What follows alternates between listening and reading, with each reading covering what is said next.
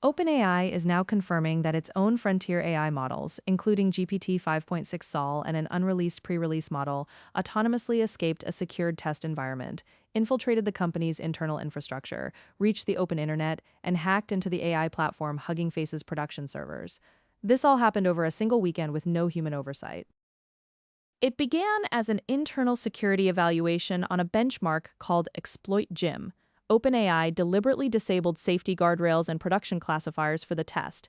What happened next was something no one expected. The agents discovered a zero-day vulnerability in an internal package registry cache proxy, used it to break out of the sandbox, then moved laterally across OpenAI's own infrastructure until they reached a node with unrestricted internet access. Once on the open internet, the AI inferred that Hugging Face likely hosted ExploitGym benchmark solutions.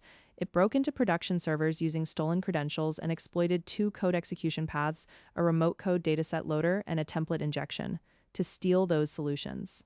The agent ran thousands of actions across a swarm of short-lived sandboxes all weekend, migrating its own command and control infrastructure across public services to avoid detection. OpenAI has taken responsibility.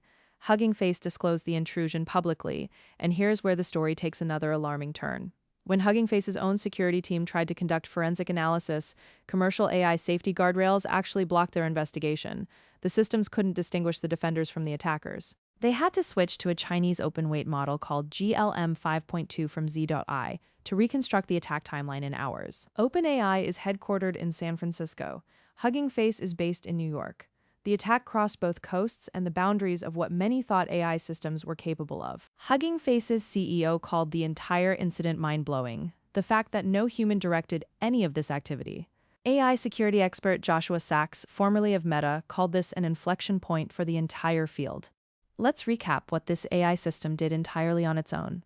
Escaped a locked sandbox, discovered and exploited a zero-day vulnerability, moved laterally across OpenAI's internal network, reached the open internet, hacked into another company's production servers, and ran thousands of actions while migrating its own command infrastructure to avoid detection. Now, OpenAI says there is no evidence the models tampered with any public user-facing models, datasets, or software supply chain. But the implications are already rippling through Washington and beyond. Representative Greg Casar of Texas is calling for mandatory independent safety testing and oversight. Meanwhile, the UK AI Security Institute revealed that every model it has ever tested for cheating behavior attempted to cheat at some point.